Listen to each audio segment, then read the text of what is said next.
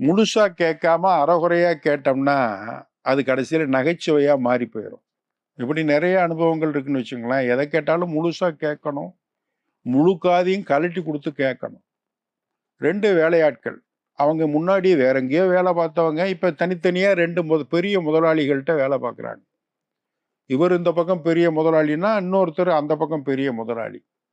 இந்த 2 பேர் வீட்டு வேலைக்காரவங்களும் ஒரு டிபார்ட்மெண்ட் ஸ்டோர்ல சந்திச்சுக்கிட்டாங்க.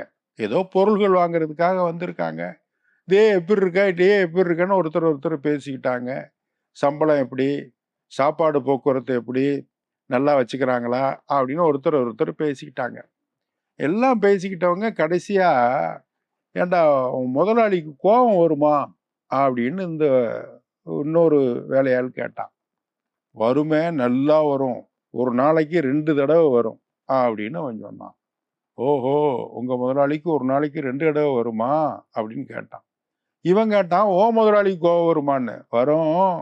வருஷத்துக்கே 2 தடவ தான் வரும்." அப்படின்னான். பிரமாதம்டா, பிரமாதம்டா. வேலை பார்த்தா அப்படிப்பட்ட முதலாளிகிட்டதான்டா வேலை பார்க்கணும். இங்க என் முதலாளிட்ட ஒரு நாளைக்கு 2 தடவைன்னா தாங்க முடியாத கோபம். திட்டிக்கிட்டே இருப்பாரு. அதனால மாட்டிக்கிட்டு முழிக்கிறேன். "உன் முதலாளி பரவாயில்லையே, வருஷத்துக்கு 2 தடவ தானே, தாங்கிக்கலாமே." அப்படின்னு சொன்னான். உடனே அவன் சொன்னான், "இங்க பாரு, என் முதலாளிக்கு வருஷத்துக்கு 2 தடவ தான் வரும். ஒரு தடவ வந்துச்சுன்னு வச்சுக்க, 6 மாசத்துக்கு போகாது. அப்படியே கன்டின்யூ பண்ணிக்கிட்டே இருக்கும். அப்படியே சஸ்டெயின் ஆகிட்டே இருக்கும்." அப்படின்னா பாருங்க. 2 கோவம் வந்தான்னா, டெய்லி 2 கோவம் வந்தான்னா, 2ம் ஒண்ணு தானே. தொடர்ந்து இருந்துகிட்டே இருந்தா, அந்த மாரி நிலவரங்கள் வரத்தான் செய்யும். ஒரு மாணவன் 8ஆம் வகுப்பு படிக்கிறான்.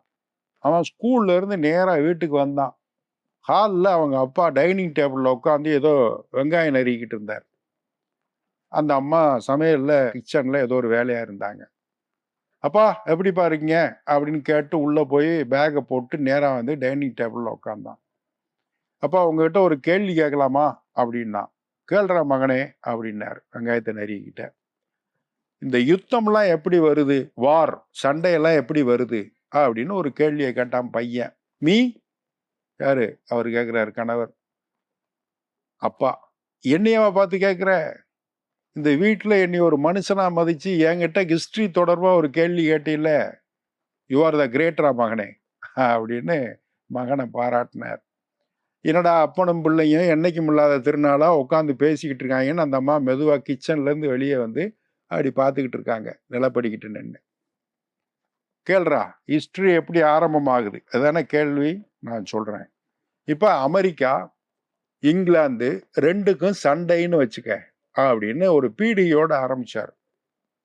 உடனே அந்த அம்மா உள்ள இருந்து கிச்சன்ல நின்னுகிட்டு இருக்காங்கல்ல, அங்க இருந்து, "ஏங்க, அமெரிக்காவும் இங்கிலாந்தும் நட்பு நாடுகளாச்சே, அதுகளுக்குள்ள எப்படி சண்டை வரும்? உங்க வாயை பொத்துங்க" அப்படின்னுச்சு உள்ள இருந்து. உடனே அப்படி திரும்பி பார்த்தாரு.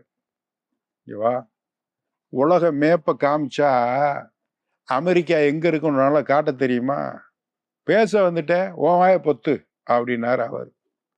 உடனே அம்மா பதிலுக்கு, "ஏங்க, ஒரு பேப்பரும் பேனாவும் உங்க கையில கொடுத்து இங்கிலாந்து அப்படின்னு எழுத சொன்னா, கரெக்ட் ஸ்பெல்லிங்கோட உங்களுக்கு எழுத தெரியுமா? உங்க வாயை பொத்துங்க" அப்படின்னு. "ஓ வாயை பொத்து, ஓ வாயை பொத்துன்னு" பையன் எந்திரிச்சிட்டான்.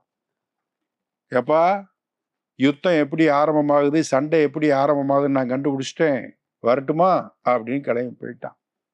வீணான சின்ன சின்ன சண்டைகள், சின்ன சின்ன வாக்குவாதங்கள், சின்ன சின்ன விவாதங்கள், உரையாடலே விவாதமா கூட மாறலாம். அது சண்டையா மாறிறக்கூடாது. அப்படி மாறும்போது இந்த மாதிரி எக்கு தப்பா எப்படி ஆரம்பமாகுதுன்னு பையன் கண்டுபிடிச்சிட்டு அவன் போயிட்டான். அடுத்த ஒரு தருணத்துல சந்திப்போம். இந்த நாள் இனிய நாளாக. நல்வாழ்த்துக்கள். வணக்கம்.